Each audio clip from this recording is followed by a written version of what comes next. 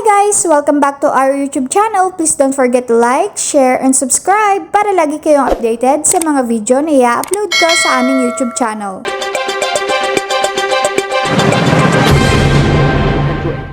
Tumanggap ng 10,000 pisong cash gift ang mga kwalipikadong senior citizen sa Lucena City edad 80, 85, 70, 75 at 100 mula sa National Commission of Senior Citizens o NCSC nitong Agosto 14. Ito ay bilang pagkilala sa kontribusyon sa lipunan ng mga nakakatandang sektor sa ilalim ng Expanded Centenarians Act. 481 ang naging benepisyaryo sa lungsod ng Lucena. Ang tulong pinansyal ay masayang tinanggap ng mga lolo at lola.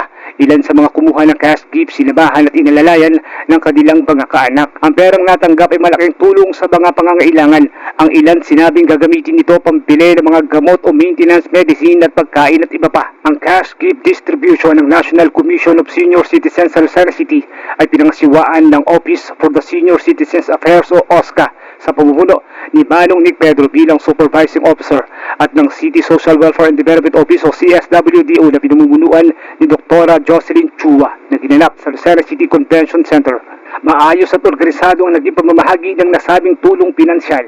Ang NCSC Cash Gift ay espesyal na insentibo ng nasyonal na pamahalaan para sa mga nakakatanda sa ilalim ng Republic Act No. 11982 o ang Expanded Centenarians Act na nagbibigay ng pagkilala at pinansyal na tulong sa mga senior citizen na umaabot sa naturang mga edad. Thanks for watching! Please don't forget to like, share, and subscribe!